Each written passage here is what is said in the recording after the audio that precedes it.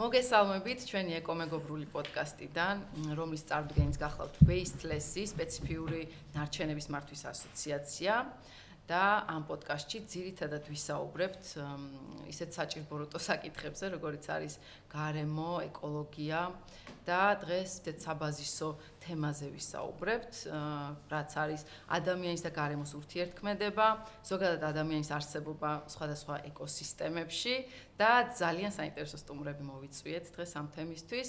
მარიამ საჯაია, რომელიც არის პერმაკულტურის დიზაინერი და ბუნებრივი მშენებელი და გიორგი ჭოჭუა, რომელიც გახლავთ ეკოსოფელ საქართველოს თანადამფუძნებელი. მარიამი ერთ-ერთი ის ადამიანია, რომელიც ასე ვთქვათ, სტერეოტიპებს ამსხვრევს, იმიტომ რომ ჩვენ რეალობაში ძირითადად ადამიანები მიგრირებენ სოფლებიდან ქალაქებისკენ და მარიამმა პირიქით მოახდინა ეს ამბავი, გადაბარგდა ქალაქიდან სოფლად, ფიზიკურად და ასევე მენტალურად, ალბათ, იმიტომ რომ ცალ-ცალკე შეუძლებელია და აი ამ შენს მოგზაურობაზე რომ მოგვიყვე მარიამ, რამ განაპირობა საერთოდ რატომ გახდა საჭირო შენი ქალაქიდან სოფლად გადასვლა და რა პროცესი გაიარე ამ ყველაფრისთვის? მადლობა.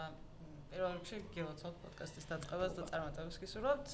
და იმედი მაქვს, რომ ძალიან ბევრს შეცვლით და მოახერხებთ იმისთვის, რომ ეს ეკოცნობიერება მეტად რაღაცა გავავრცელოთ ყველამ ერთად ერთობლივი ძალისხმევით რა. იმიტომ რომ სხვანაირად რაღაცა სოფლის მომავალი მე პირადად ვერ წარმომიდგენია. და ზუსტად ეგ იყო რაღაცა ისეთი driving ფაქტორი, რატომაც გადავწყვიტე, რომ დაუბრუნებულიყავი ბუნებასთან ბევრად უფრო ახლოს. იმ პერიოდში წარმოვიდგინე, რომ უნდა ყოფილიყო სოფელი. და ნუ აი ეს ბუნებასთან სიახლოვე იყო მთავარი ფაქტორი, რაღაცა შთაგონება, რაზეც მოვიდა, რომ ჭირდება რომ ვიცხოვრო ბუნებასთან ახლოს. იმიტომ რომ ყველაზე ჰარმონიულად თავს გრძნობ აი გარემოში, სადაც დილით ვიღვიძებ და ჩემს ირგვლივ არის ბუნება ნაცვლად ბეტონის კედლების რა. თუმცა ეს იყო ძალიან საწყისი წერტილი, რაღაცა შთაგონება, ერთი ძაფის ბოლო, რომელსაც მოვეჭიდე, რომ აი ბუნებაში ცხოვრება მჭირდება და აქ ნუ რაღაცა აბსოლუტურად ახალი მოგზაურობა დაიწყო შემეცნების და გარემოს აღქმის. იმიტომ რომ როდესაც მე უკვე უშუალოდ ამ გარემოში ხვდები და ხვდები, რომ ყველაფერი ახდენს შენზე გავლენას და აი რაღაცა პატარა არსება ხარ, რომელიც აი ამ ხელა სამყაროში რაღაცა ზეგავლენების ქვეშ ხარ, ამის გააზრება არის რაღაცა ცალკე თავგადასავალი, სადაც საკუთარ თავსაც რედეფინიციას უკეთებ, ასევე გარემოს სწავლობ ურთიერთობას, რაღაცები რეაგირებენ, აი ელემენტარულად ახლა მცენარეს წყალს რო უსხა, მისი ცხო რეაგირებს. და როდესაც უფრო დიდ ეკოსისტემაში ხვდები და რაღაცა მოქმედებ, იქ კიდე რაღაცები სხვანაირად რეაგირებს რა. ძალიან ისეთი საინტერესო შემეცნების პროცესი არის, პირველ რიგში ამას ვიტყვი. ამჯერ იყო იდეა რა სურვილი, ასე ვთქვათ, დაუძლეველი სურვილი, რომ გინდა და უფრო ახლოს. და საჭიროება, მარტო სურვილი არ იყო, ანუ რაღაცა ემოციური მდგომარეობა იყო ჩემი. რაღაცა ცხოვრების ერთ-ერთი ყველაზე დაბალი წერტილი, სადაც ნუ აი რაღაცა ხსნად მოვიდა შთაგონება, რომ აი კი მე მჭირდება ბუნებასთან ცხოვრება იმისთვის, რომ ბედნიერად ვიცხოვრო და იმისთვის, რომ რაღაცა ადამიანურად ცხოვრება შევძლო რა, იმიტომ რომ სხვანაირად თითქოს ვეღარ ვსუნთქავდი, ვეღარ ვცხოვრობდი, ვეღარც ბედნიერი ვიყავი, ვეღარ ფუნქციონალ ადამიანური ცხოვრების გაგრძელება არ შემეძლო. ეს იყო რაღაცა იმ გადაწყვეტილების მოტივი, რატომაც გადავწყვიტე, რომ რაღაცა თბილისიდან უნდა წავიდე და უნდა ვიყო ბუნებასთან ახლოს. რა კარგი საშუალება გამოძებნე აი განკურნების, ასე ვთქვათ რა. კი, განკურნების გამართლებაა, რომ მაგ მიმართულებით წახვედი და არა რაღაცა სხვა რამეში არ დაიწყე, ასე ვთქვათ, ხსნის ზებნა. კი, რაღაც თვალსაზრისით რაღაც ბავშვობის გამოცდილებები, რა თქმა უნდა, იყო ამის მამოტივირებელი, ვთქვათ, აი რაღაცა დედა ჩემი სოფელი, მამა ჩემი სოფელი, სადაც ზაფხულობით დროს ვატარებდი. ჩემში აი მუდმივად იყო როგორც რაღაც საუკეთესო მოგონება და მერე უკვე როცა გავიზარდე, აი ეს რაღაც რთულ პერიოდებში ყოველთვის ან ლაშქრობაში მივიდიოდი, ან მთაში, ან მდინარეზე სადღაც და ანუ ეს ბუნება იყო ჩემთვის რაღაც განკურნების შესაძლებლობა რა და ამიტომ მივედი მაგამდე რომ ნუ თუ ამდენად ცუდად ვარ და ერთადერთი კარგად ვარ ამ გარემოში, ესე იგი ეს არის ჩემი ბუნებრივი გარემო.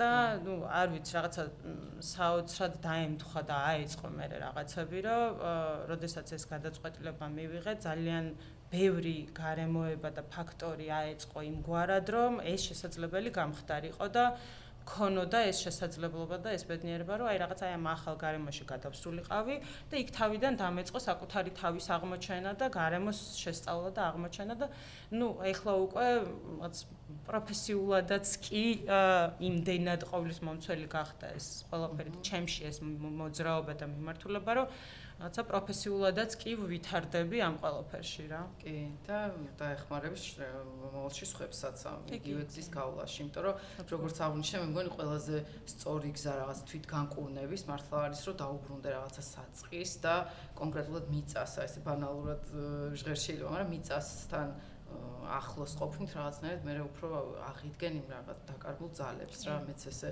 მგონია და აი ხა გიორგის შემთხვევაში ეს როგორ იყო ეს რამდენიმე ადამიანის ერთდროული გადაწყვეტილება იყო თუ ეს უფრო საექსპერიმენტო ამბავია ეს ეკოსოფელი თუ აი როგორ წამოვიდა იდეა შენთანაც ეგ მაინტერესებს ხო პირველ რიგში მეც გილოცავთ ახალ პოდკასტს რომელიც აუცილებლად დაეხმარება ადამიანებს უფრო ეკომეგობრულები გახდნენ და ესეთი ცნებები როგორც არის მდგრადობა და მიწასთან სიახლოვე და შემდეგ რაღაც ახალ საფეხურზე ავიდეს, რაც აუცილებლად ჭირდება მგონია დღევანდელ საზოგადოებას. ეკოსოფელს რაც შეეხება, ანუ ეგეც არ იყო ეს როგორც სიტყვა, როგორც ტერმინი, ბოლო წლებში გაჩნდა ჩემთვისაც. მანამდე ჩვეულებრივი სოფელი იყო და მეც გრძელ ტრანსფორმაციულ გზაზე დავიწყე რაც განსხვავებების დანახვა თუნდაც იმით რომ ყოველ ზაფხულს სოფლიდან თბილისში დაბრუნების დროს ხვდებოდი რომ რაღაც ძალიან მარტივი და თვალშესამჩნევი ჰაერის სტრუქტურა იცვლებოდა, სუნი იცვლებოდა ქალაქის და რაც უფრო ვიზრდებოდი, მით უფრო შემაწუხებელი ხდებოდა, რაც უფრო ვიზრდებოდი, უფრო მეტი ადამიანი ამახვილებდა ამაზე ყურადღებას, პერიოდულად უფრო მეტი კვლევები ჩნდებოდა, იქ რაც იაპონელი ხალხის დახმარებით შეიქმნა ჰაერის საზომი აპარატები, დაგვიდგეს უფრო სწორედ და მე უკვე ცნობიერებაში ძალიან აქტიურად ილექებოდა ის, რომ რაღაც ჩემი ცხოვრებისთვის ძალიან მნიშვნელოვანი უარყოფითისკენ იცვლებოდა.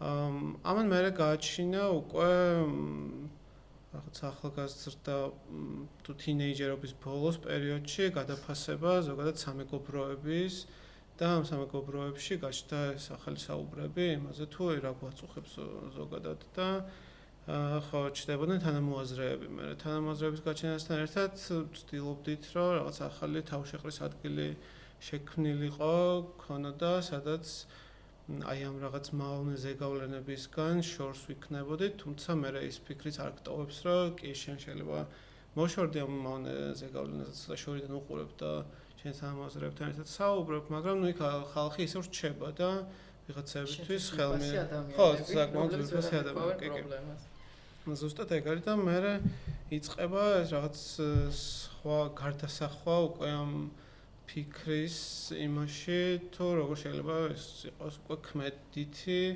ადამიანებს ვის რა უნარები გვაქვს იმისთვის რომ ეს ცოტა უფრო მასშტაბურად შევცვალოთ.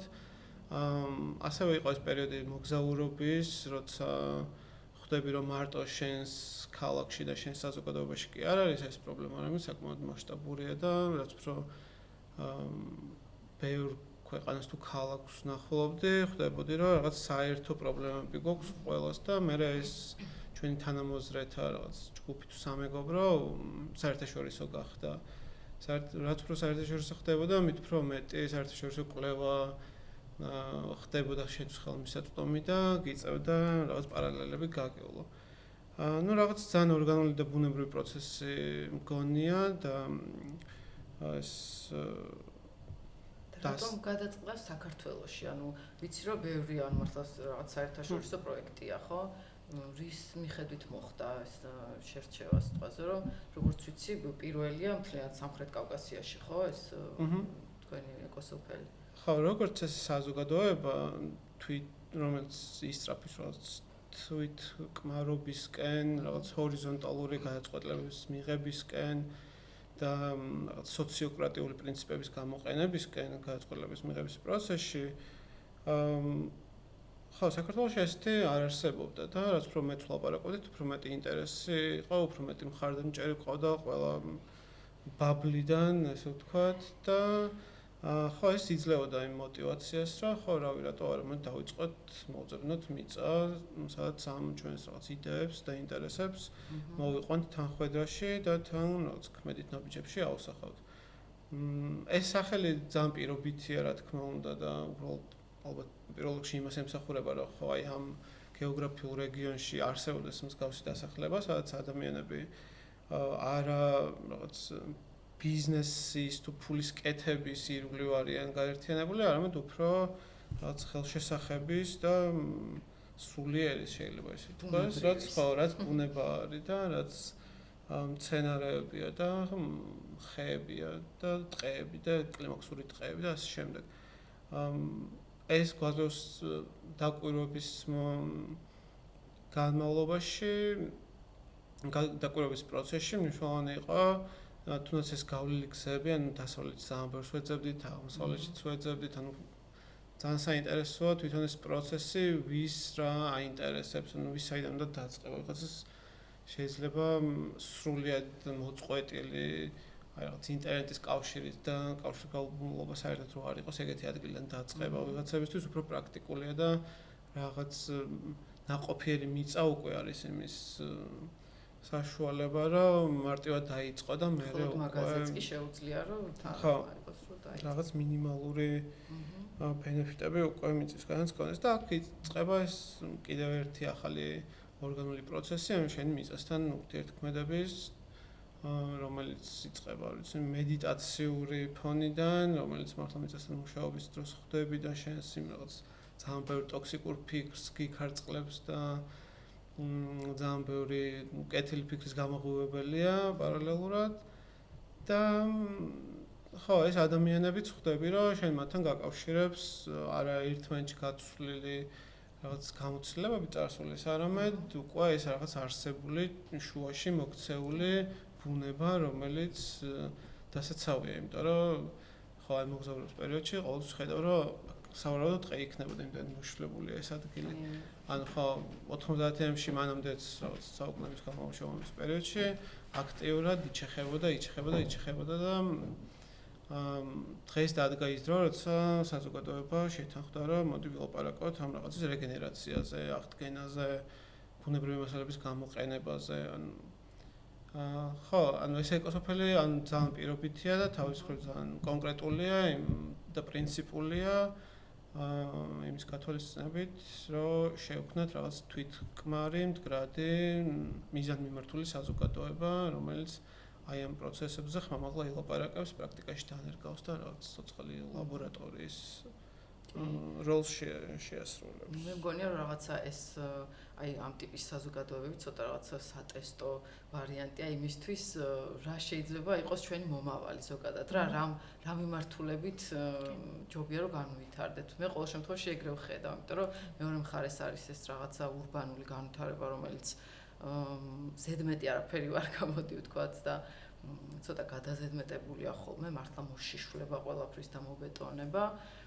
მაგრამ ახლა რაზეც კიდე მინდა თქვენი ყურადღება, გერდა თქვენი აზრი, ლოკაციის შერჩევას, როგორც მივხვდი ხო ორივე შემთხვევაში ქონდა ძალიან დიდი მნიშვნელობა, ხო?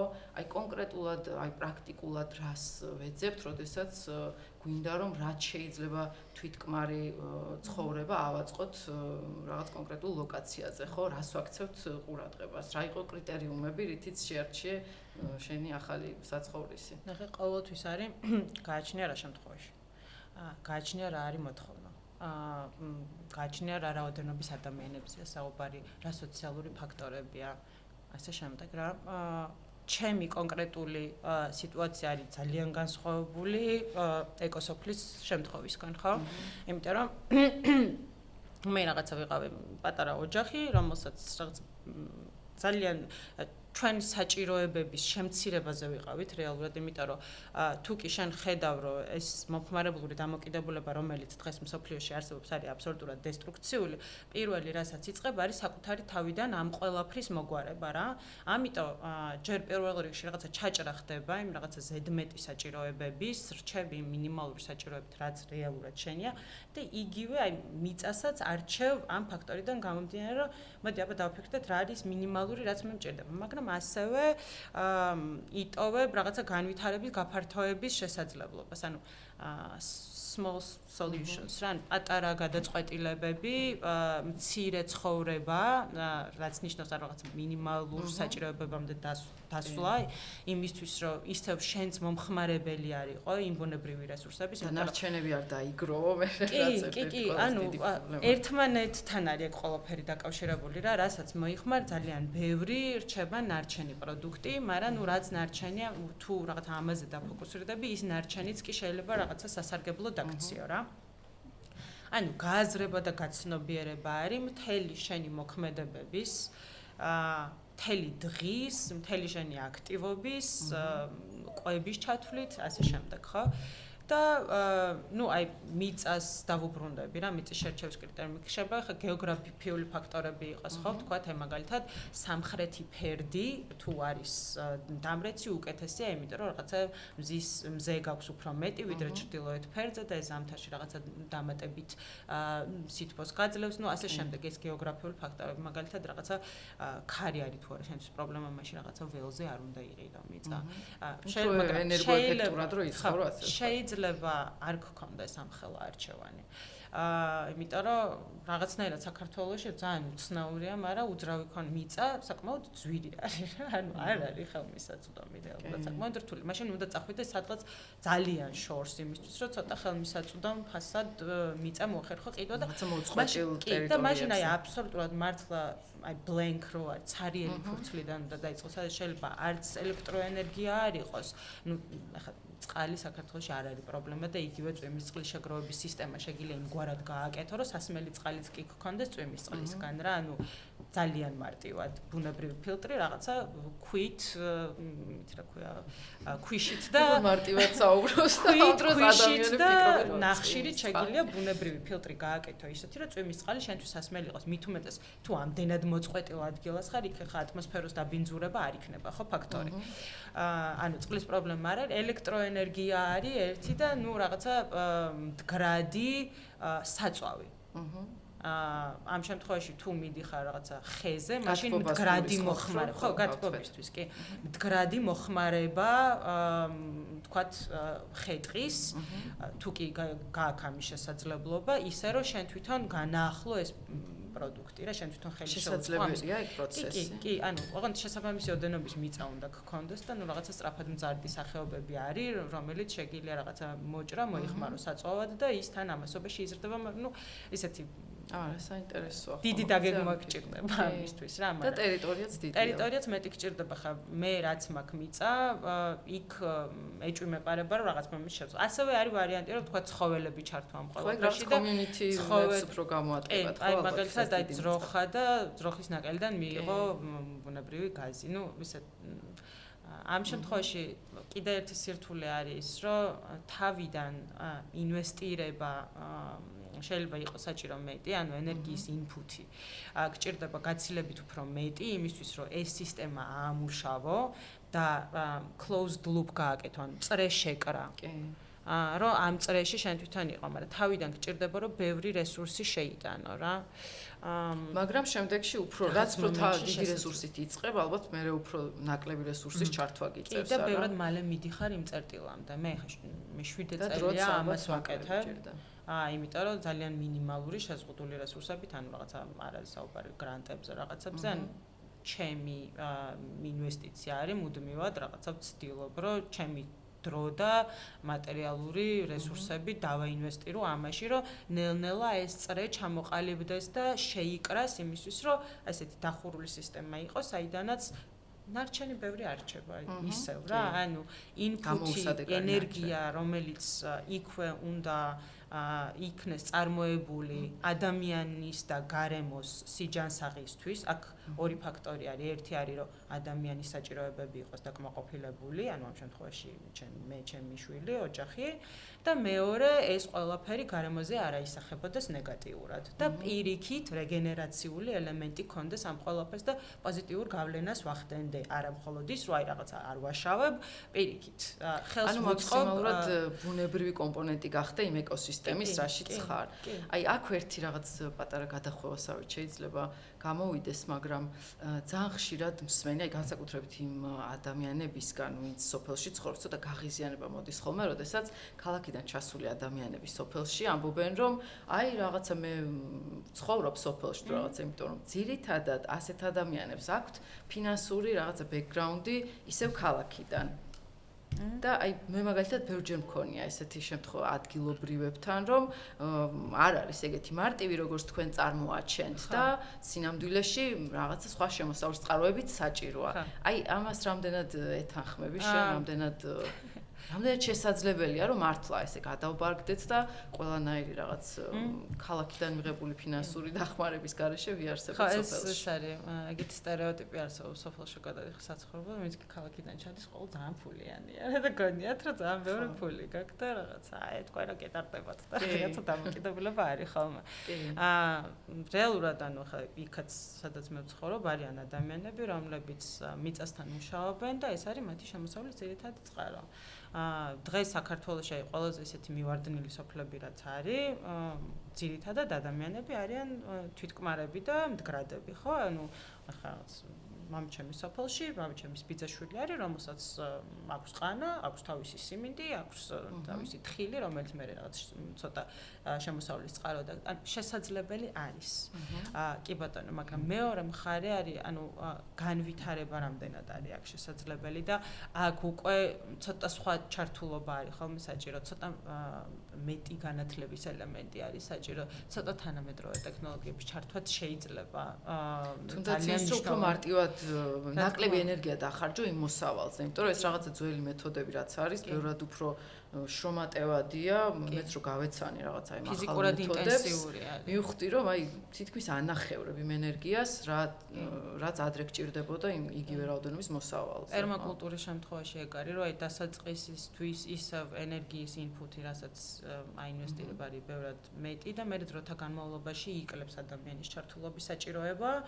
და მერე უკვე სისტემა გამართულად მუშაობს და აწარმოებს იმდენს, რომ იქმნება ზედმეტი და ეს ზედმეტი არის უკვე შენთვის შემოსავლის ფინანსური სარგებელი. კი, ფინანსური სარგებელი, რომელსაც ანუ შეიძლება რაღაცა სხვადასხვა გზებით გამოიყენო ეს surplus რა, ეს ზედმეტი რაც იქმნება, მერე უკვე საით უშვება ამ ყველაფერს. ეს არის უკვე პირადი არჩევა. იქვე გადასაწყვეტი, კი. გიო, თქვენ რა ეტაპზე ხართ ახლა ეკოსოფელში? ვიცი რომ რაღაცა რაოდენობა ადამიანების ცხოვრობს, ხო უკვე? კი, ესე იგი. დაახლოებით 1 წელია, ცოტა მეტი, რაც ბოლო მოიღო მიწის ძებნის პროცესს და ლაგოდეხში ვიპოვეთ ეს მიწა, რომელიც არის დაახლოებით 7.5 ჰექტარი, ბოდიში 6.5 ჰექტარი.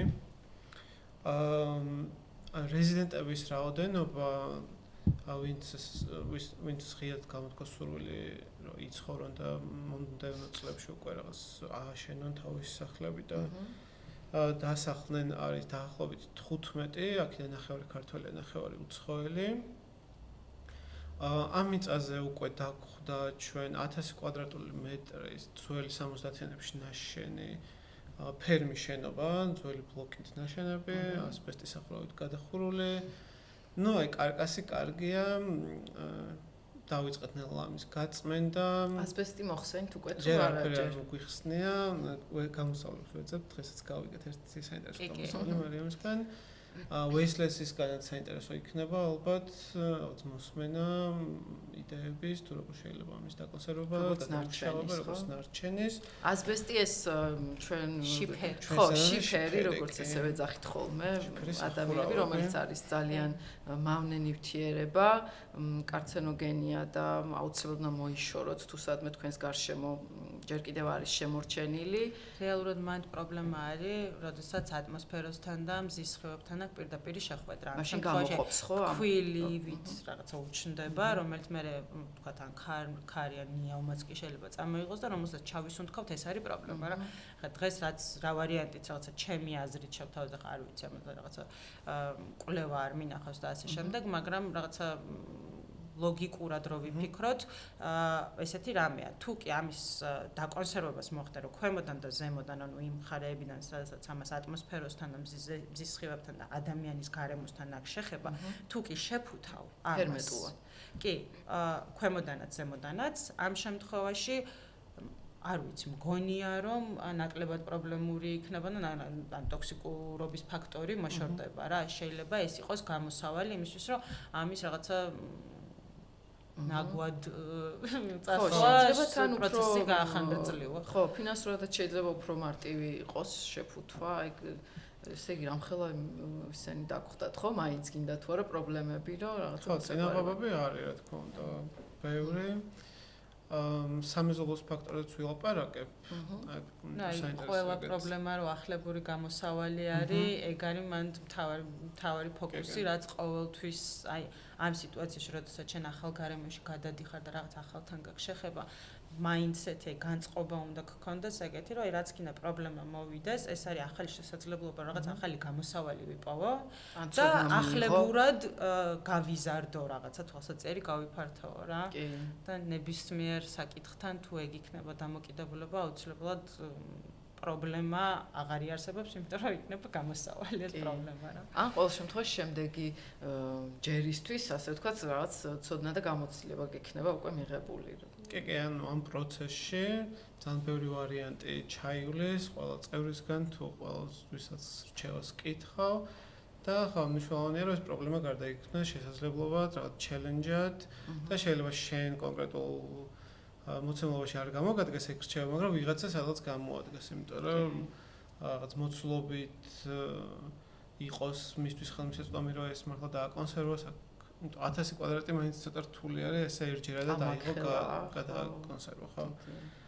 ხო, კითხვას ეხლა კონკრეტულად უკვე ცხოვრობენ მოსახლეები არიან და რამდენად ახერხებენ რომ რაღაცა იგივე მეურნეობა თუ აი თვითკმარობის კომპონენტი რა დონეზეა უკვე ჯერ ახალი დაფუძნებული მიწის შეძენის ერთ-ერთი მთავარი პრიორიტეტი ისიც იყო რომ უკვე დაახლოებით ჰექტარ ნახევარზე იყო გაშენებული თხილის დაახლოებით 3 წლიანი ენერგები ასევე ხეხილის ბაღჩა დაახლოებით 9 ჰექტარზე და იქ ღობესთან მეზობლებთან რაც სინაწილეებ იქ თუთა კაკალია რაღაც უნაბია ნუ ბევრი სხვა ხილია რაღაც ესე იგი ტყუილად არ დაგიხარჯავთ რო ძებნაში კარგი მიწა გიპოვიათ და ნუ პირველი ზაფხული იყო წელს როცა ვიცოდეთ რომ ეს რაღაც მოსავალი აგვიღო რაღაც ეფექტურად დაგვეგეგმა ნაწილით რო ვიექსპერიმენტეთ რაღაც ქართული ეს თხილის პასტა გავაკეთეთ, ნუტელა თუ რაღაც. ჯემები გავაკეთეთ, ალუჩის ტყემალი გავაკეთეთ, соуსები გავაკეთეთ. ნუ აი ვეცადეთ რომ მაქსიმალურად გამოგვეყენებინა ეს რაც მოდიოდა ამ მიწაზე და ძირითადად გავანაწილეთ მაინც მეგობრებში, აქციებზე.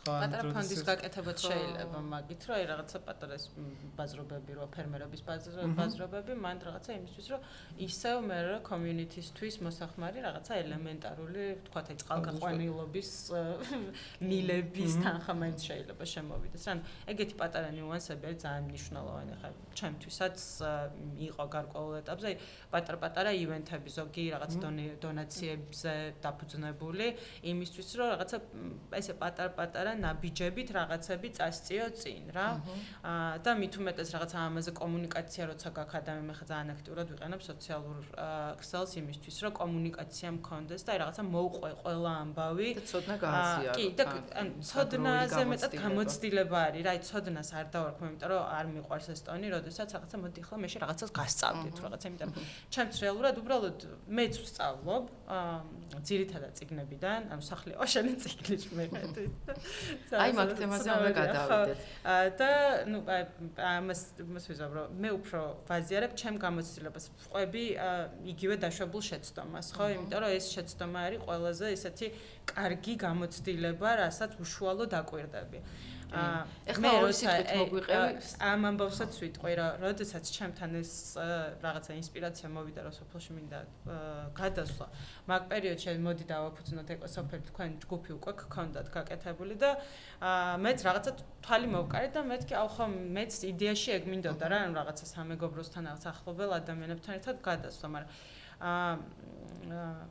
უკვე რაღაცა ტემპერამენტის ამბავია, ხო? ანუ ვიღაცა მიყვება ფიქრის და დაგეგმვის გზას, ვიღაცა მიყვება მოქმედების გზას და მაშინ მივხვდი, რომ რაღაცა ჩემი ტემპერამენტი მოითხოვდა, რომ მე მოქმედების გზით წავსულიყავი და უშუალოდ შემხებლობაში მესწავლა რაღაცები, უშუალოდ იქვე გამევლო, აი მოდი აბა ესე ვცადოთ და აქედან მოვიდა გამოცდილება. ეს შენი ამიტომ მიჩქარებოდა 6 წლის შემდეგ იყიდეთ თქვენ მიწა და მე ეს 6 წელია უკვე სოფელში ვარ გადასული. არ არსებობს რაღაცა როგორ უნდა იყოს ზოგადად. ეს არის დამოკიდებული ინდივიდუალურ გარემოებაზე, რაღაცა ინდივიდუალურ ტემპერამენტზე და ადამიანის გზაზე, რომელიც მან უნდა გაიაროს იმის დროს შეიმეცნოს სამყარო თავის ცხოვრება იცხოვროს რა და ხო რაღაცა მე ესე მოვიდა. თან დაწერილის არ არის როგორ აი ხა წეღან როგორ თქვი ხო ცოდნას არ ვეძახი, იმიტომ რომ ეს არ არის რაღაცა ესე სახელმძღვანელოთი მოცემული რომ აიჯერეს. ყოველთვის არსებობს მე როგორც ხვდები რაღაც გაუმჯობესების შესაძლებლობა, თუნდაც იგივე მშენებლობაში, ხო? ბუნებრივი მშენებლობა, რომელიც აი ცხოვრება, როცა ცხოვრობ, აი ხა რაღაც ფილოსოფიურ სამეცნიერო ტერმინებით რო ვთქვათ, არის ინტერდისციპლინარული რა. ანუ ნებისმიერი ადამიანის ცხოვრება არის ინტერდისციპლინარული.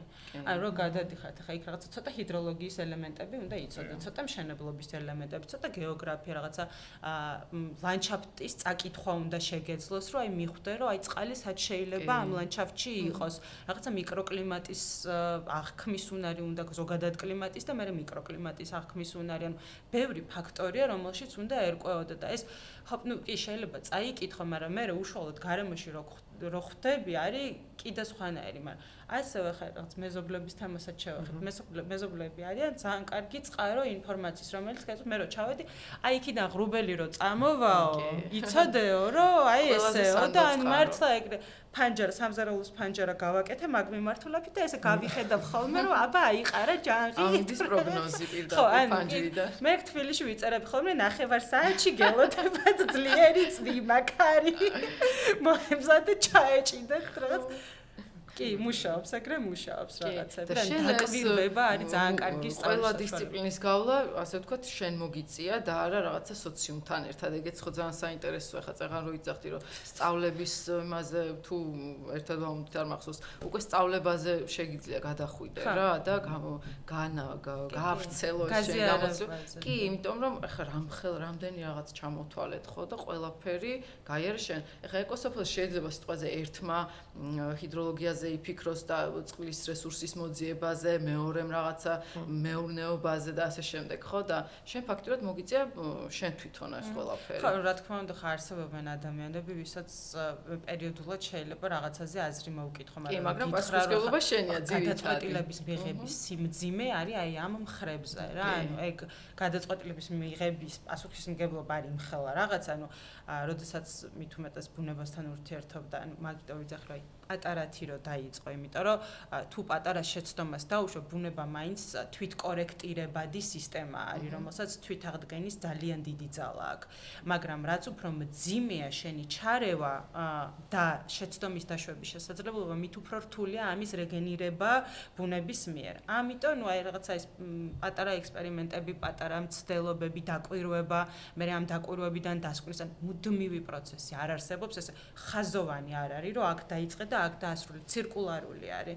იმიტომ რომ ანუ არის დაკვირვების ფაზა, მერე დაგეგმარების ფაზა, დაგეგმვიდან მერე დიზაინს ქმნი, დიზაინის შემდეგ უკვე ან გეგმას ქმნი, მერე იმპლემენტაციის პროცესი არის და ამას იმპლემენტაციას რო გააკეთებ, მერე ისევ აკვირდები. ხო. და ანალიზს აკეთებ, ხო? და აი ამ ანალიზიდან მე კიდე თავიდან რაღაცა ანუ გაუმჯობესების რაღაცას და კიდე თავიდან გადიხარ, რომ კიდე თავიდან აკვირდები, მე კიდე თავიდან რაღაცა გეგმავ დიზაინს აკეთებ, მე კიდე იმპლემენტაცია მუდმივი წრეზე სპირალია, რომელიც აი ფართოვდება და ზემოთ ადიხარ და ანუ რაღაცა შენი ცოდნაც ცნობიერება აღქმა რაღაცები ფართოვდება რა და არ არის ეს მარტო რაღაცა ერთი კონკრეტული დისციპლინა საოცრება არის რომ ბოლო პერიოდში ნუ ეგ გაგიჟება მჭირს რომ აი ეს რაღაცა ბუნების კანონები ეს რაღაცა აი მარტივი ფიზიკის კანონები რამდენად შეიძლება რაღაცა მთელი სამყაროს მთელი შენი ცხოვრების რაღაცა ადამიანის შიგთავსის და ადამიანისთვის უნდა ცხოვრობ და მთელ ამ რაღაცა სულიერ ფილოსოფიურ ამბებზეც იგივე კანონები ვრცელდება რა ანუ ერთი კანონი არსებობს რომელთაც მოწესრიგებულია ყველა ცოცხალი და არაცოცხალი და ამაში ხარ შენ და ამ ყველაფერს უყურებ ამ ყველაფერს იაზრებ შეიმეცნებ და ნუ რაღაცა ცოტა ჯადოსნობიერებებში მიდიხარ რა ხო ჯადოსნურ თავგადასავალში თუ რაღაცა ეს მომენტები კომპოსტირება კი სახლის ამბავი როგორ იყო მარიამ აი აი ჩემი სახლის კომპოსტირებადი სახლია სრულად კომპოსტირებადი აი ვისაც არ ქონია შეხება აი დასამულჩი ჩემი სახლისგან გამოვა ძალიან კარგი მულჩი რატო იმიტომ რომ ძირითადი მასალები ანუ ბეტონი ერთადერთი სადაც მაქვს გამოყენებული არის ხიმინჯები ფეხები რომელზეც სახლი დგას დანარჩენი კარკასი არის ხის არის მეორადი ხის მასალა 80% რაღაცა 20% დაახლოებით მომიწია რომ მეყიდა ახალი ხის მასალა ხო მე ამ ხის კარკასში სახურავი არის კრამიტი რომელიც ასევე მიწა არის უბრალოდ გამომწვარი მიწა არის ნატურალური და სასარგებლო კი და ეგეც მეორადი ან შეიძლება მესამადი კრამიტი საიდანაც ნუ აი რაღაცა ჯადოსნურად დაემთხვა რომ მეგობარს ქონდა არ ჭირდებოდა თუ გინდათ წაიღეთო და სახლის ან 4/5 ნაჩუქარი კრამიტით არის გადახურული ან წარმოიდგინე სახურავი არის ყველაზე ძვირი შენც კარგად იცი კი ну აი რაღაცა ეგეთი დამხობები იყო და პლუს მე კედლებში ან ხის ბოძებს შორის აი ამით შორის არის ნამჯის პრესები ჩადებული ეს ხორბლის ან ქერის ღეროები რა, როდესაც აიღებენ თავ-თავს, მე ეს ღეროები რაც რჩება ძირითადად კახეთში, რასაც ცეცხლს გაუკიდებენ ხოლმე, დედოფლის წყაროს და შირაქის და იმის. ხო, იმიტომ რომ საკვებადაც არ გასაქონლისთვის არ აქვს. კი, უფრო დასაფენად. ხო, იმიტომ რომ თავ-თავში მიდის ძირითადად ეს რაღაცა ნუტრიენტები რაც არის, საკვები ღირებულებები თავს იყლის თავ-თავში, რომელიც ჩვენთვის ხორბალი ან ქერია, რომელსაც ისევ პირდაპირ საჭმევენ. და ამ დროს მშენებლობისთვის არის იდეალური, ხო? მუჩირებისთვის არის იგივე, ანუ როდესაც ამ თავთას აიღებენ ეს ნამჯა იქვე რომ დატოვონ, გარკვეულ იმას რაც მიწიდან ამოიღო, იქვე უბრუნებ რა.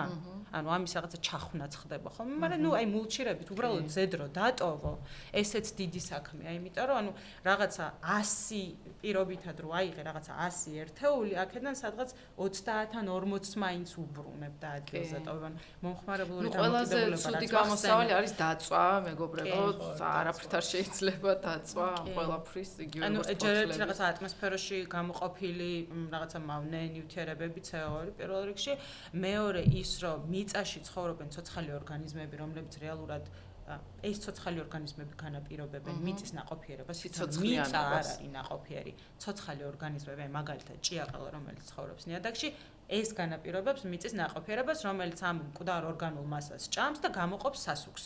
როგორც ძროხა ჭამს, მაგალითად ბალახს და გამოყოფს სასუქს, ხო? ეხლა ყველა მიწით რომ ნაკელი არის ერთ-ერთი ნამჯას იქვე ცოცხალი ორგანიზმები იწვევიან რა და ძალიან ისე მიწა ყვდება. ვაზიან. კი, ან მკვდარი, აი ქვიშაზე როგორც არაფერი არ ამოვა და რაღაცა ღირებული არაფერი არ აქვს, ესე არის ეს, იმიტომ რომ მიწა განაპირობებს, რაც მასზე ამოდის იმის ნოყიერებას, რა, მიწიდან აქვს ტრანსფორმირებული სახით არის, იგივე ეს ნაყოფი, რასაც ჩვენ ვიღებთ, ეს არის მიწა ტრანსფორმირებული სახით ატმოსფეროდან და მზისგან მთელი აღებული ნუტრიენტები, ენერგიების ვიტამინებით ვასშენ რაც არის. ნაკრები არის, ხო. ხო, ჩვენ საკვებში ყველაფერი მოდის მიწიდან და ხო, პარი მიწიდან სახლიდან გადავედი, ხა ნამჯას მოვაყოლეთ ამ ხელა რაღაცა, რომ ნამჯა რამდენად ეს ერთი შეხედვით ნარჩენი პროდუქტი, რომელიც არავის და არაფერს არ ჭირდება, რამდენად სასარგებლო, საჭირო შეიძლება იყოს ნიადაგისთვის თუ სახლის ასაშენებლად, იმიტომ რომ არიამა გამოიყენა საიზოლაციო, კი, იზოლაცია აქვს ძალიან კარგი. მე ნუ ეს მუდმივად ეს კითხვა არ მაქვს, როგორც ყოფილი ნამჯასა შელესილი, ანუ როგორც ეს კედელი არის გალესილი, ისევე ეს ნამჯა ილესება. კი, არა ცემენტით, მაგალითად, იმიტომ რომ ძალიან დიდი არის ცემენტში ტენის შეკავება, რამაც შეიძლება დაალპოს ნამჯა.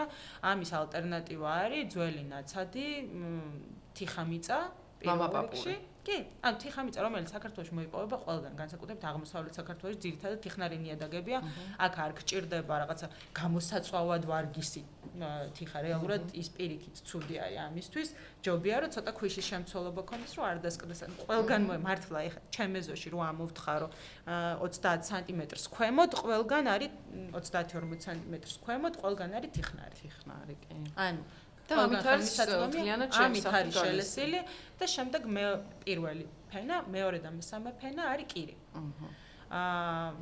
რომელიც ასევე არის ისეთი ბევრად ეკომეგობრული ვიდრე ცემენტი და აქვს ძალიან ბევრი კარგი თვისება და პირველ რიგში რაღაცა შენობის სიჯანსაღეს განაპირობებს რა. ხა ჩემი შვილი სულ ამბობს ამას, რომ აქ მძინავს ბევრად სხვანაირად, ვიდრე მძინავს თბილისში და ამაზე გავლენას, ანუ ახდენს ასევე შენობაც, იმიტომ რომ არსებობს sick building syndrome, ანუ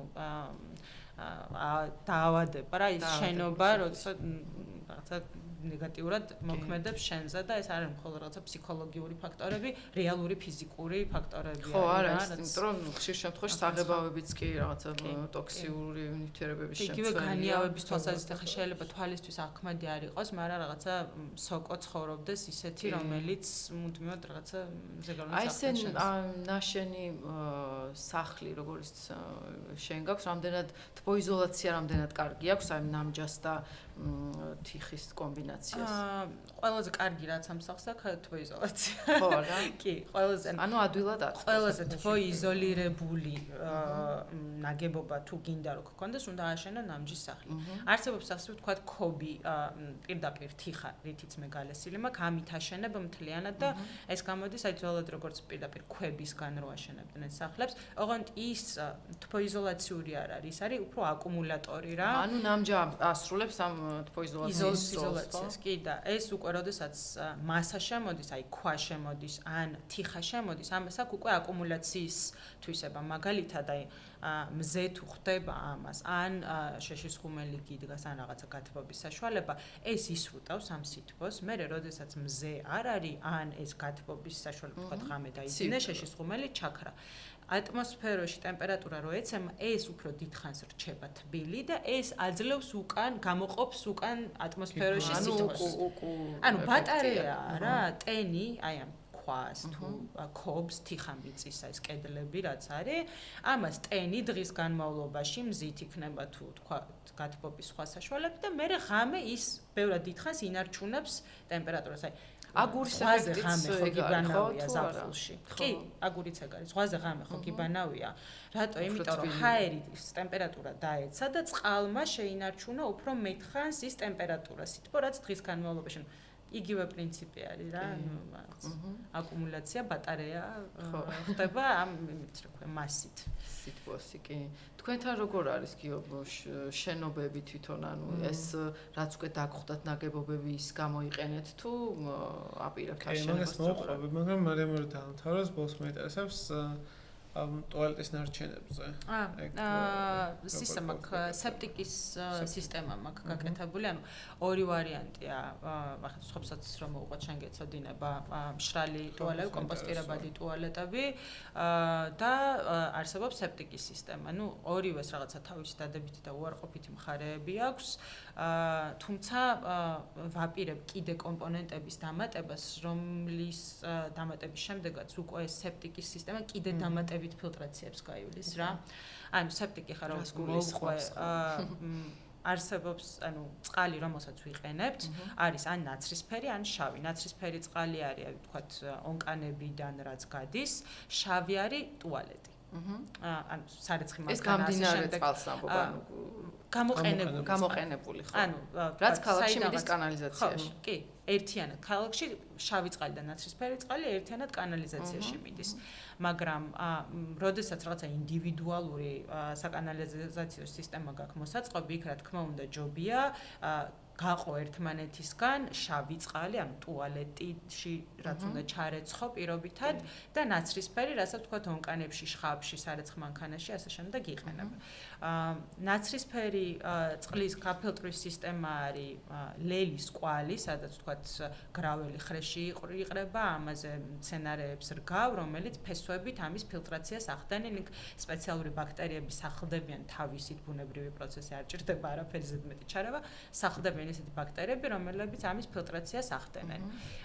ეს ნაცრისფერი ბოდიში ჩაგეკითხები, ახლა ამ შემთხვევაში მნიშვნელობა აქვს ხო ჩვენ რას ვიყენებთ, რა ქიმია? რა თქმა უნდა, საყოფაცხოვრებო ქიმიად რას ვიყენებთ, ხო? რა თქმა უნდა, კი, ანუ აქ ახლა უნდა ძიმე ქიმია არ უნდა გამოიყენო, თუმცა ესეთი საპონი არ არის პრობლემა და რაღაც საპნის ფუძეზე დამზადებული სხვადასხვა პროდუქტები, ნუ არსებობს პროდუქტები, რომლებიც არ არის ისეთი ძიმე ქიმიური პროდუქტი და რომლის გაფილტრვაც ამ შემთხვევაში ახლა რა მომენტია ეს როცა ამ ცხოვრების წესით ცხოვრობ მე იმასაც ხვდები რომ რაღაცა პირიქით ის ძიმე ქიმია თქვათ აი ქლორით ხა რომ მოხეხავ მას როს უნდქავ ეგეც კი ცუდია არა თუ ის რომ მიწაში გაუშვა და რაღაცა მცენარესთან მიუშვა ზედვე ახატია ხოლმე რაღაც მკვდარი თევზები და პირდაპირ არ უნდა შეგეხო ხო ხა იმაზე ლაპარაკი ზედმეტია რომ შენსავე მიწაზე მიუშვა ხო ანუ ეს ლელის კვალი რაც ვახსენე აქ ფილტრირებული წყალი მცენარების სარწყავადაც კი შეგიძლია გამოიყენო და თქვათ ხეხილის ბაღში ნუ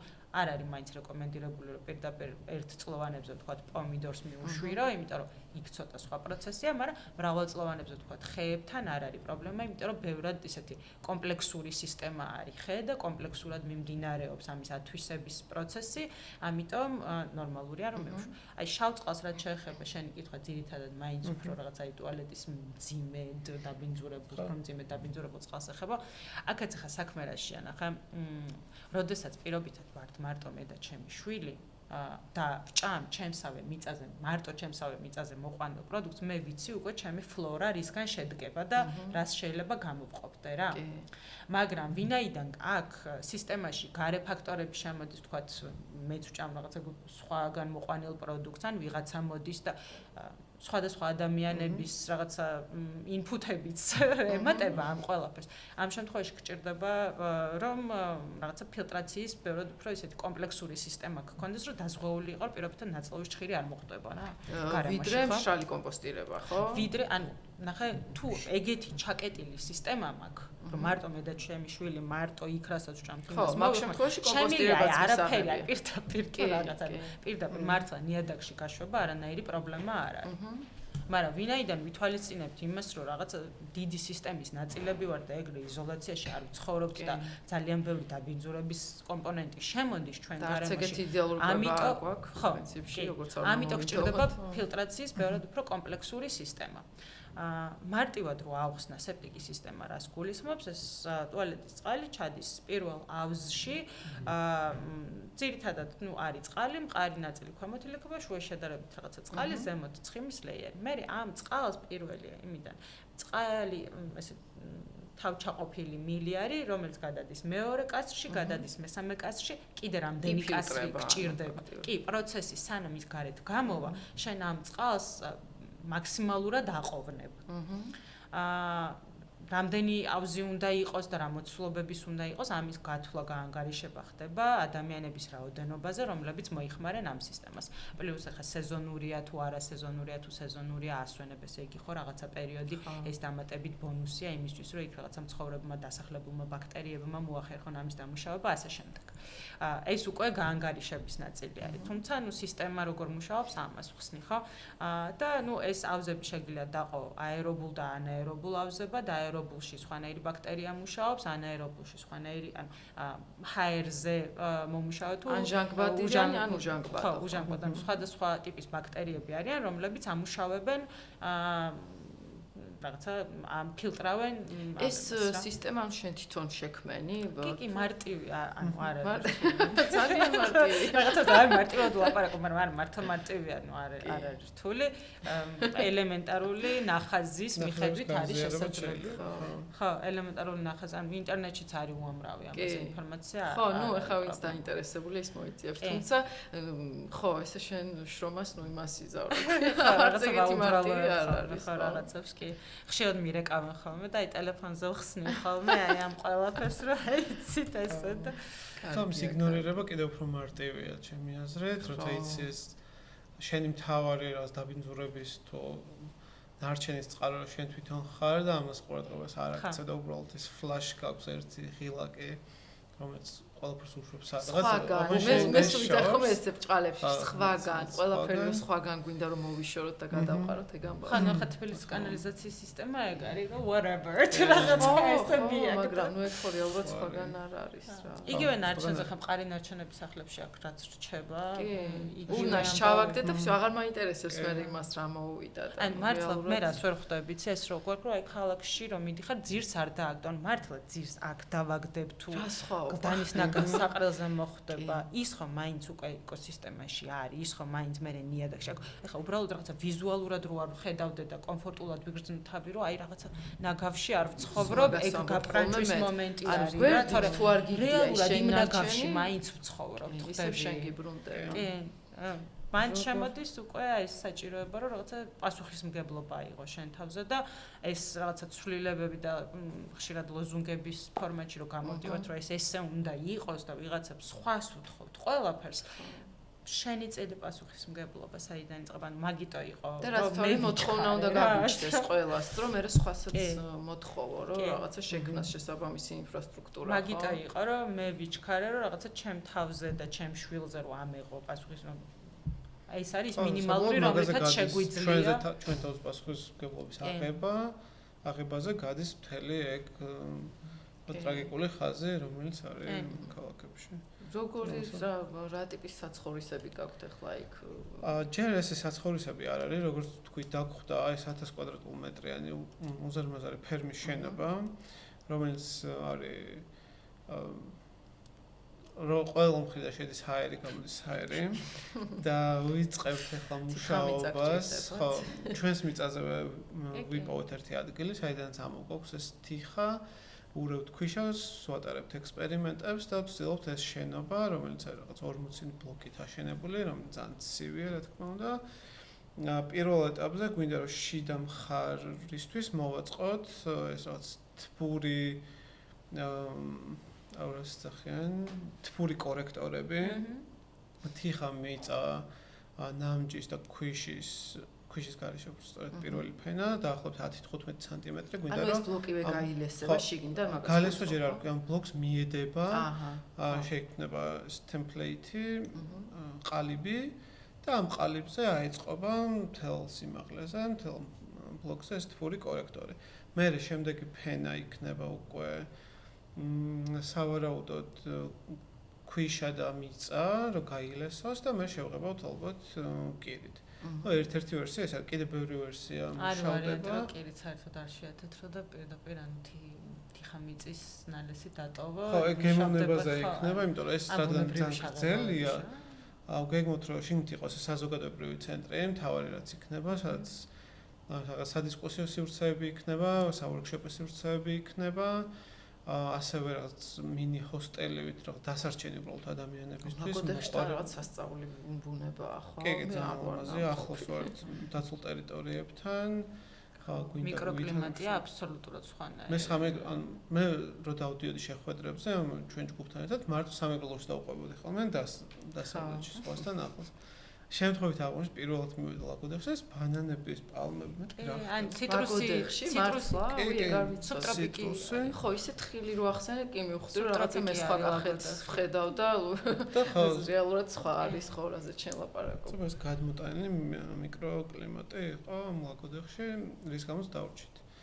ამ ეტაპზე ხო ეს მოცემულობა გვაქვს, ჯერ ეს სახლები ინდივიდუალური არ არის და გვაქვს ეს რაღაც general planning დაგეგმვის პროცესი, ვის როგორი სახლის აშენება შეუძლია, რა არის მინიმალური მოთხოვნილებები რაც ყველამ უნდა დაიცვას, რაღაც მიწა, ნამჯა, ხე, მაქსიმალურად გამოყენებული მასალები, მეორედი მასალები, მესამედი მასალები და ადგილობრივი. როგორ შეხვდნენ ხო, მეზობლები თანასწორად. ხო, მეზობლებთან ურთიერთობა ძალიან მნიშვნელოვანი იყო, განსაკუთრებით როცა ხვდებოდით, რომ უკვე რაღაც საკმაოდ დიდი ჯგუფი ვართ და ჩავდივართ და ჩვენ თავში გვიტრიალებს ეს რაღაცები, ბუნებრივი მშენებლობა გვინდა, ასბესტი არ მოგვწ, აი რაღაც პრეტენზიებიც არის, რაღაცები გვინდა გაკეთდეს ესე, იქ რაღაც არ მოგვწ, ну რაც იყო მთავარი და გადამწყვეტი მეზობლებთან ურთიერთობაში იყო რომ არ შევსულიყავით როგორც რაღაც ნეოკოლონიზატორები, რომ აი ხა ჩვენ გასწავლით თქვენ რაღაცა. ხო, რაღაცა შიშის მომენტი აქვს ხოლმე ადგილობრივ, თუმცა ვიღაცა მოდის ახალი იდეებით, რომ ზოგადად ახლის მეუღებლობის მიმართ ცოტა ისეთ ცოტა არაორგანულად არ უნდა მიაწოდო, თორემ მომენტალურად აი ეს. ხო, ძალიან კარგი სიტყვა ეს ორგანული და მაგაზე დავაფუძნეთ მთელი ეს ურთიერთობის დაწყების და განვითარების პროცესი, რომ ყოფილიყო მაქსიმალურად ორგანული. დავიწყეთ ძალიან პატარა რაღაც ვახშმებით, რომლებსაც მეზობლებს, ხო, მეზობლებს ვეძახდით. პირიქით იქით ვეკითხებოდით, ანუ შეიძლება აქ რა ადრე რა იყო, როგორი რაღაც კლიმატია, ეს ქვები აქ რატო ადრე ხეობა იყო, ეს არხსრაში იყენებთ.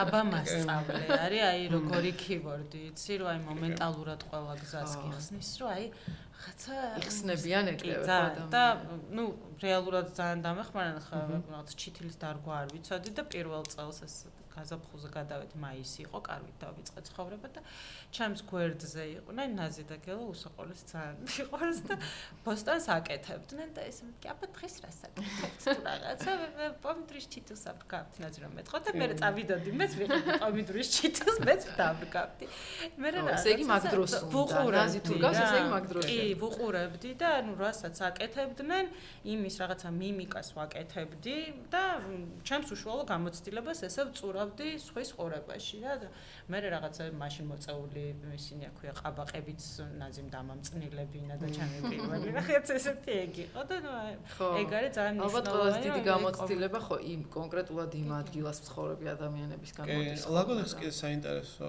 ის აქვს რომ არ არის ესეთი მიკუთვნებულობა კახელები ანუ რადგან კახეთში ხო ძირითადი მოსახლეობა არის რაღაც ეკომიგრანტები აჭარიდან, იმერეთიდან, მაღალმთიანი საქართველოს სხვა რეგიონებიდან იქიდან რაღაც ინგუშები არიან, აზერული თემებია, ანუ ლაგოდეხის გვერდზე არის უდიდესი რეგიონი კაბალი, რომელსაც ძალიან დიდი ბაზარი აქვს და ძალიან მშრომელი ხალხია ზოგადად და დოვლათიანი ბაზარი აქვს, ძალიან საინტერესო, მრავალფეროვანია.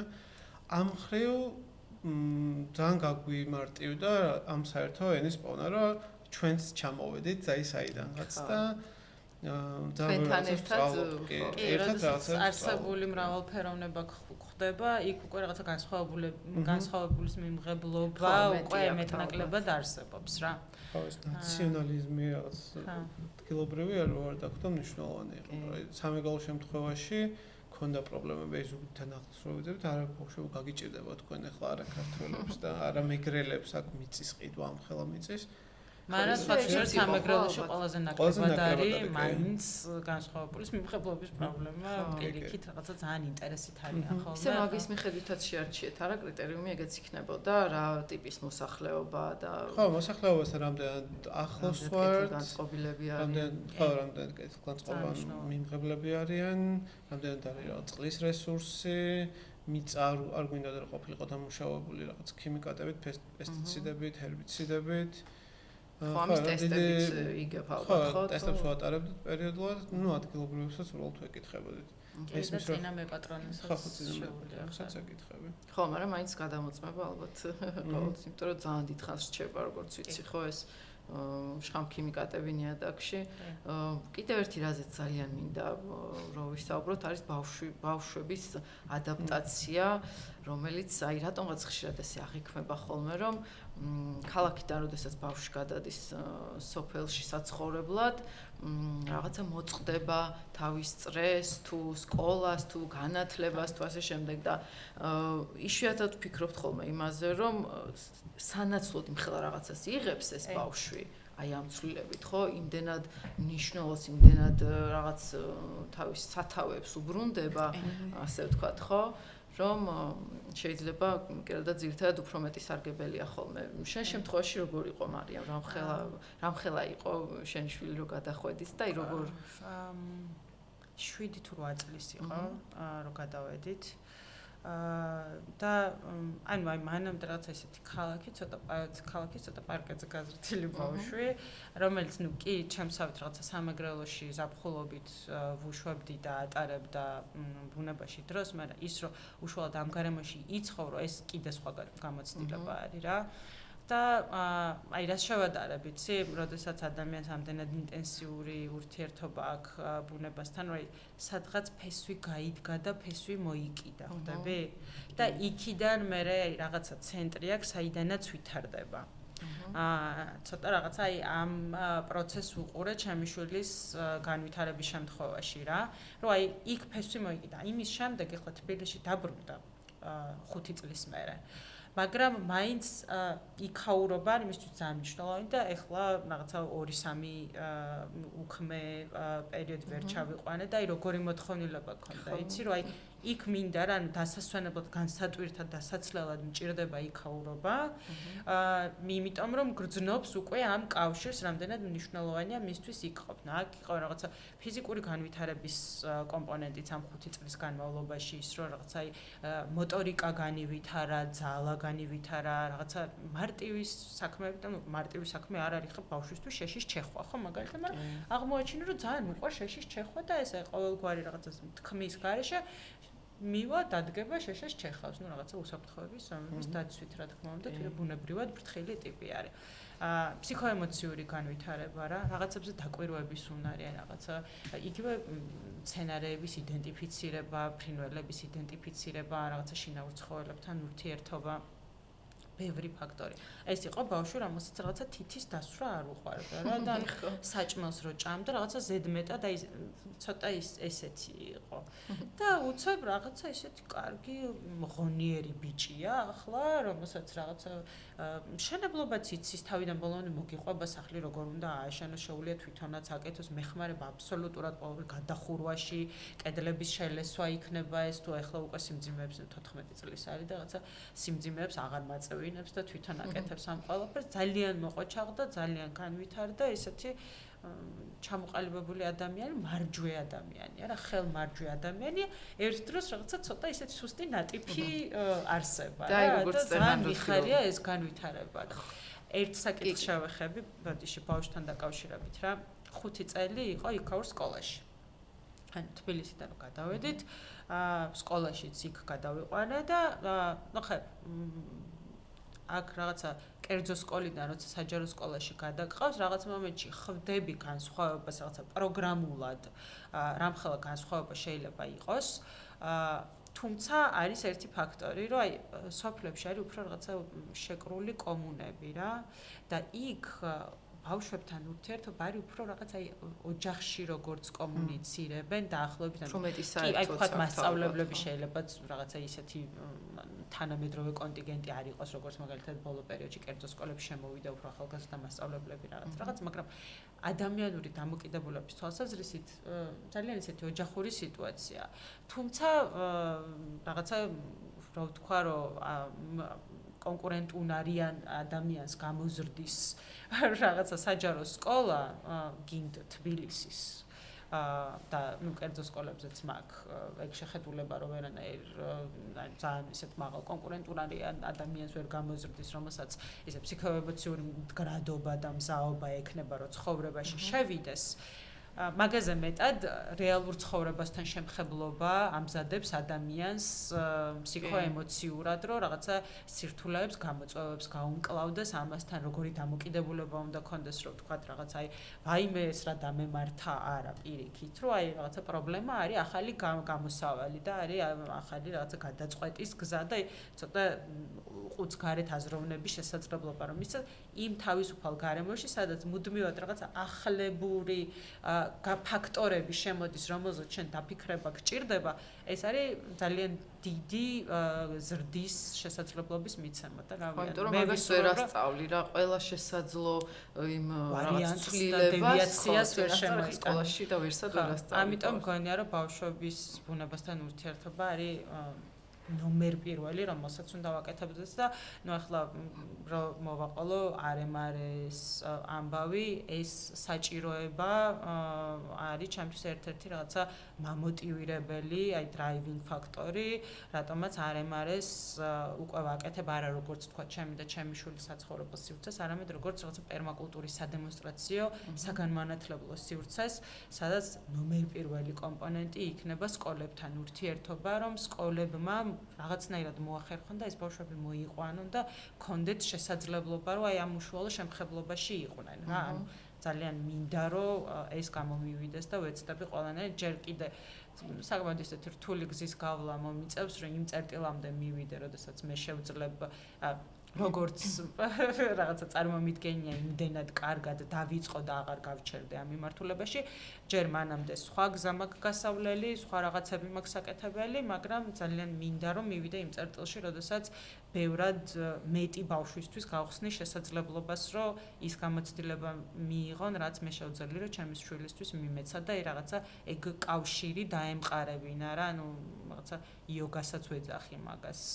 იოგა რეალურად კავშირის დამყარებას ნიშნავს რა, და ანუ რაღაცა ბუნებასთან იოგა არის ეგ, რომ ეგ კავშირი დაამყარო, რომ შენი მიწა იპოვო ნიადაგი, რომელზეც ფესვს მოიკიდებ და მერე ზემოთაც აიყრი და ქვემოთაც განვითარდები რა. ძალიან მნიშვნელოვანია, ხო, და თან ეგ ფესვი ის არის რეალურად, რომელიც მერე გიჭერს მთელი ცხოვრება რაღაცა ქარბუქების შამს, ასე ვთქვათ რა, რომ ზედმეტად არ მოწყდე შენს ფესვს და თვითონ აი ეს პროცესიც კიდევ აი მე ხშირად ჩემ შვილზე მქონია და შვილებზე დაკვირვება, რომ აი თუნდაც იმის გააზრება ბავშვისთვის, რომ მიწაში რაღაცა ჩავდე და იქიდან რაღაცა აღმოცენ და ძალიან ფილოსოფიას ბავშვის სოფხედელობას ცვლის რა ჩემი აზრით და ყველაფერს რო თავი დავანებოთ ხო რაღაცა მნიშვნელოვან პერმაკულტურულ ცოდნას თუ ვერ გადავცემთ, სვამობ ხოლმე რომ ეგ მაინც უნდა ვასწავლოთ, თუნდაც სახლშიც კი შეგვიძლია გავაკეთოთ რა, რომ აი ეს ელემენტარული კანონზომიერება, ხო, ჩვენი არსებობის და ჩვენი პლანეტის რაც არის, აი ეგ მაინც გავააზრებინოთ ბავშვებს, იმიტომ რომ მე მგონია რომ ძალიან ბევრ რამეში ეხმარებათ რა შემდეგში. კი. ანუ ეგ რაღაცა ემოციური ცნობიერების გაზრდა არის რა და ეს შეგრძნებით სწავლა და სიცოცხლე როგორი იბადება და ეს რაღაცა სიკვდილის და სიცოცხლის ტრანსფორმირება და ერთი მეორეში გადასვლა იგივე ანუ მაგას ვუყურებ იქ მუდმივად რომ აი რაღაცა ეს მკვდარი ორგანული მასა ამის დეკომპოსტირება როგორ შეიძლება იყოს რაღაცა სიცოცხლისთვის ხელშემწყობი ფაქტორი და აი რაღაცა აი ესეთი სასწორი სპინა არის სიცოცხლე და სიკვდილი რომელიც უბრალოდ ერთმანეთს აბალანსებს და ცვლის ერთი მეორეს რა და ერთი ხელს უწყობს მეორეს ხო და რაც უფრო ადრე ასაკში ვიაზრებთ მაგას უფრო რაღაც გვიმარტივებს შენ შემთხვევაში როგორ იყო ან რამდენად გქონდა ბავშვობიდან აი ეგ გამოცდილება თუ მე შემოვიდა შენთვის ეხლა მაგას ვიხსენებთ ზუსტად რა ანუ ბავშვობიდან სკოლის პერიოდში იმდენ სტერილური იყო ეგ გარემო თუნდაც ის პერიოდი როცა ბიოლოგია შემოვიდა სასწავლებლად ცალკე განყენებულად არსებობდა არა მერხი იყო მერხზე წიგნი და წიგნზე ძალიან უხარისხო ილუსტრაცია იყო ნოლი აღქმა იმისა რომ ეს რაღაცნაირად შეიძლება იყოს ცოცხალი და ხო მე მოვიდა მოგზაურობასთან ერთად მე რა ცალკე რაღაც კურსების აღებასთან ერთად მოვიდა გაცნობიერება რომ ძალიან ბევრი მსგავსება თუნდაც შენს და მცენარეს შორის მე ხო ანუ თანამედროვე ტექნოლოგიებმა მოიტანეს ისიც რომ ეს მიკროსკოპული დაკვირვებები რომ მართლა სუნთქვის მექანიზმიც რომ ერთი და იგივე გვაქვს ჩვენს და მცენარეებს ხო ეკოსოფლის ნაწილში ამის თარგმნა ძალიან გვინდა ჩვენ როგორც ძალიან დიდი საგანმანათლებლო ცენტრი ჩამოვყალიბდეთ ყავს რამდენიმე ადამიანი რომლებსაც სურთ საკუთარი შვილები რაღაც ჰოუმსკულინგი გაუკეთონ ანუ სახლში სკოლაში არ ატარონ და სახლში იყვნენ საქართველოს საკანონმდებლო ბაზა არ არის მაგისტრი ხო რამდენიმე მაგალითი გვაქვს რომ ეს სკოლები თანხმდებიან ოღონდ ნუ აი არ უთხრათ არავის და შემდეგ თუმცა ხო ანუ სადისკუსიო საგანია ესეც შეიძლება იქ რაღაც პერიოდულად 6 თვეში ერთხელ მიიყვანო გამოცდებზე ბავშვი იმიტომ რომ დაკვირვებებით ვატყობთ, რომ ეს ჩვენ მეგობრები არიან ეს ბავშვების, რომლებიც ეს სახლში სწავლობენ. რაც უფრო თავისუფლად მიყვებიან ამ პროგრამას და დღის განმავლობაში თვითონ აპრიორიტეტებენ, რომ დღეს მათემატიკა მერჩევია, ვიმეცადინო, ხვალ უფრო რაღაც ბიოლოგია თუ გეოგრაფია, ბევრად უფრო სტრესისგან დაცლილები არიან იმ პროცესში, როდესაც სწავლობენ. მაშინ როცა ჩემთვის რო ვიხსენებ ამ ხოლმე სტრესი იყო, როცა უბრალოდ მათემატიკური ნაწილი არ შედიოდა თავში იმ მომენტში და მიწევდა ეს რაღაც გამოცდაზე გასვლა თუ რაღაც თვითონ ეგ ფაქტორი გადაწყვეტილების მიღება შეუძლია ბავშვს, იმიტომ რომ ჩვენ რო ვიზრდებით რაღაცნაირად თითქმის სტუდენტობის ბოლომდეც კი გვაქვს სოციალური გადაწყვეტილების მიღება ჩვენი არ არის, ასე ვთქვათ რა, შენ ისწავლე და ჩვენ გადაწყვეტდა, და შენი ჩართულობა ნაკლებია.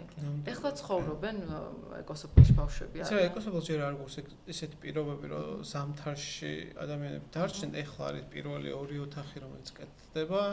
ეს community სამზარეულო და რამდენი ერთი საძინებელი და ვაკეთებთ აი ამ UDDT toilets, urine diverting dried ან მშრალი ტუალეტი არის, რომელიც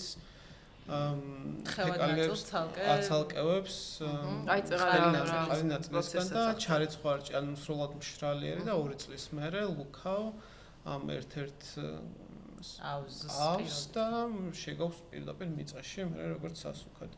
ნუ შესაბამისად 2 აუზი გჭირდება, 2 ტუალეტი.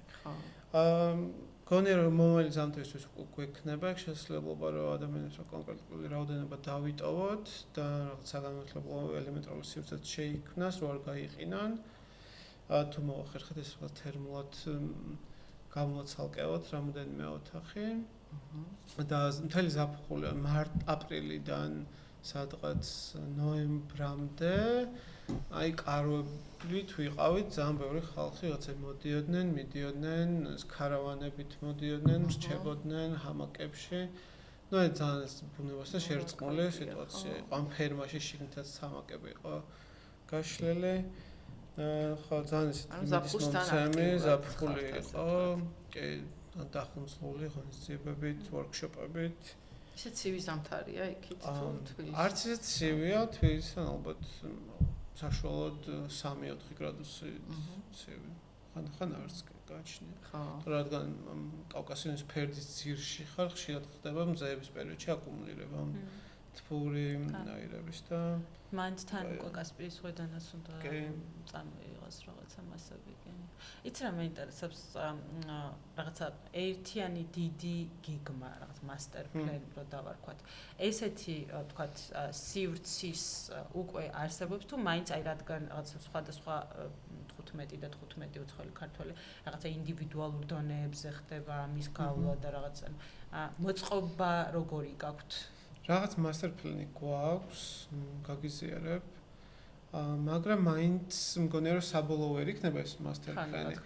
ანუ რაღაც ზონები არსებობს. ზონა, ერთ-ერთი ზონა რომელიც არის მაგალითად სადაც დაგხვდა ეს თხილი და ხეხილი, ეგ ვინა რომ პერმაკულტურად გადავაკეთოთ, იმიტომ რომ მაინც food forest. more or less ხო, ეს არის მონოკულტურა, მაინც 300 თხილი. მე მაგის გვერდზე წარმოგვიდგენია საცხოვრებელი სივრცე. ამ საცხოვრებელ სივრცეს ჯერ ზოგადი ქვია, მაგრამ ვინ სად იცხოვრებს მაღალი შენობის ქვეშ, დაბალი თუ როგორ, ეგ ბოლომდე არ არის გადაწყვეტილი. რაღაც სოციალური ბიზნესის კუთხე ცალკე არის, sanctuary ცალკე არის. რაღაც განაწილება არის ზოგადი, მაგრამ მაინც მგონია რომ ამ პროცესს გადავალთ და უკვე ადამიანებს თავისი ხედვები ჩამოუყალიბდებათ, რაღაცები შეიძლება. იქ არსებული სიტუაციაც უკვე გვაძლევს რაღაცებს, იმიტომ რომ არხი შემოდის ნინის ხევის. იმ არხთან შეიძლება ადიდეს ეს არხი და იქ რა ჯობია, რა არ ჯობია. თავიდანვე უნდა დაიჭიროთ ხო, ანუ ვიზუალური საილუსტრაციო არის რაღაც მასტერ პლანი, მაგრამ დამუშავების პროცესში ბევრი რაღაც შეიძლება. იმიტომ რომ სხვა ფერმებიც იდგა ადრე, რომელიც დანგრეულია. და იქ რაღაც საძირკვლები არის, იმის გამოყენება იქ მჯობდეს რაღაცისთვის და რა. ესე იგი ნიადაგი და კლიმატი როგორც მოხდით ძალიან დიდ მას იძლევა, ხო? კლიმატი იძლევა საშუალებას, რომ 3 მოსავალი აიღო. წმინდა აგრონომიული კუთხით რო შეხედოთ და პერმაკულტურა. ეს ადგილობრივი თვითონ ნიადაგი რამდენად ესეთია, კარგი ნიადაგი. და კარგი ნიადაგია კი.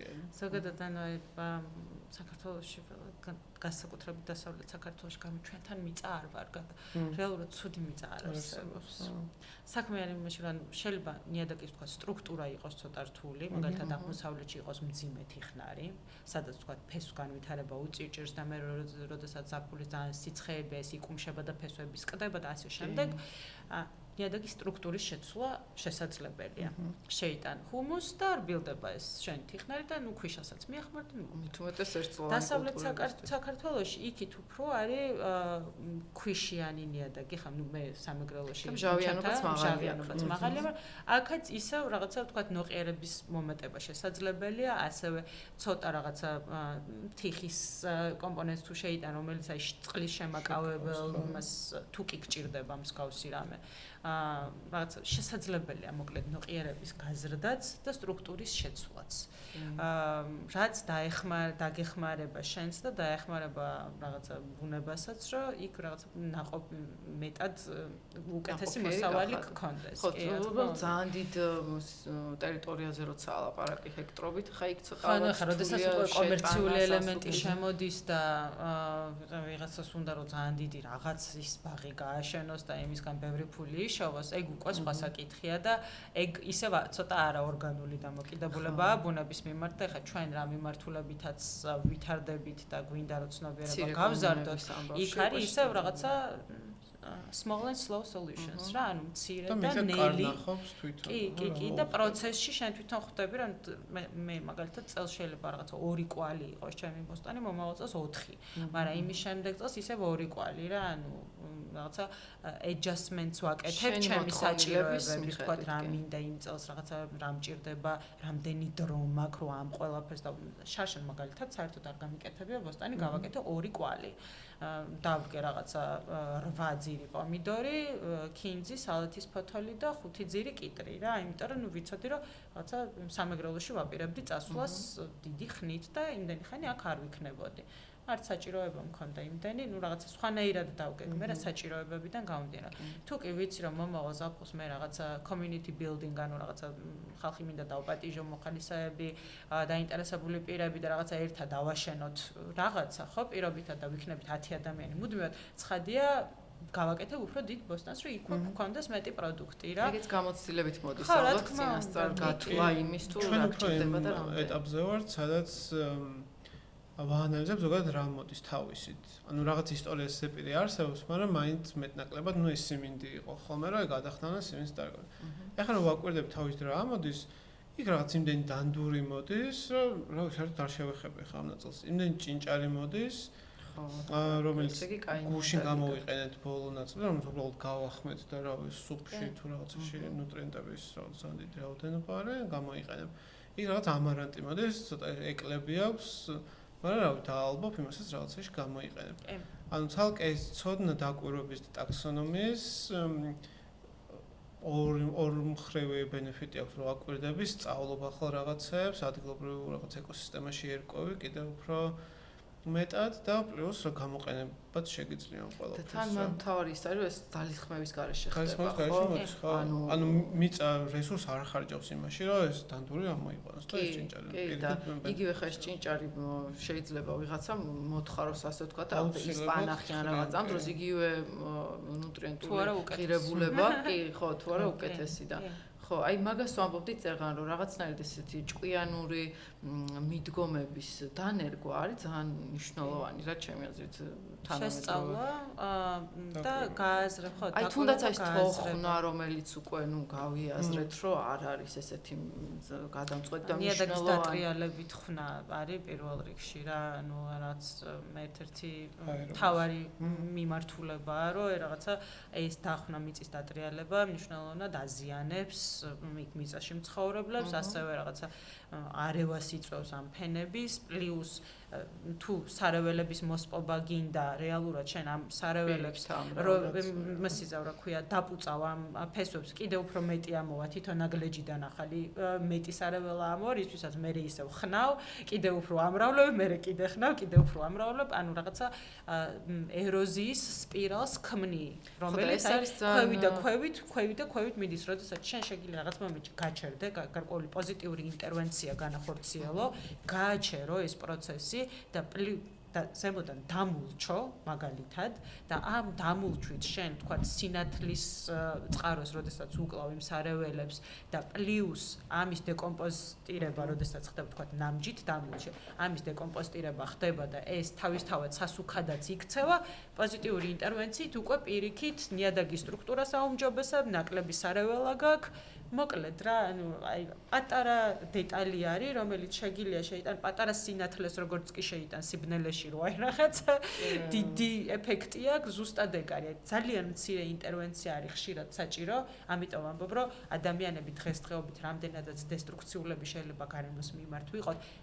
10 იმდენად პოზიტიურები შეგვიძლია გავხდეთ როგორც კი ჩვენ მოქმედებებს დავაკვირდებით ძალიან მცირე ცვლილებები ანუ ესეც რაღაცა იმის იდეის დეკონსტრუქცია ხო ესეც რაღაც იმის მაგალითია რომ ყველაფერი ესე პირდაპირ არ უნდა გადმოვიტანოთ თუნდაც ჩვენ წინაპრების გამოცდილებიდან რა აი წერან ვამბობთ რომ პირიქით უნდა ვკითხოთ რა თქმა უნდა ყველაფერი ხო მაგრამ აუცილებელია რაღაცების გაუმჯობესება რა თუნდაც ის რომ თოხნაზე დროის და ენერგიის ხარჯვას შეგვიძლია რომ სხვა მეთოდი მიაყარენ ახლა რამდენჯერ კიდე რამდენი მაგრამ მაგაზე მეტად ეს თანამედროვე მარკეტინგი რო გვარწმუნებს რომ კი ყველაფერი გჭირდება შენ ეს გჭირდება ბედნიერებისთვის ეგ უფრო დიდი პრობლემაა ვიდრე რაღაცა მცირე ნაკვეთზე ვიღაცა რომ мама პაპის დანატოვარ მემკვიდრეობით ცოდნას იყენებს რა მაგაზე დიდი პრობლემა არის რეალურად ეს ძალით შემოტენილი მომხმარებლური ვითომ საჭიროებები რომელიც არაფერში არ გჭირდება დადიხარ სამსახურში მუშაობ იმისთვის რომ მეტი ფული იშოვ იმისთვის რომ მე დახარჯო რაღაცაში რაც არ გჭირდება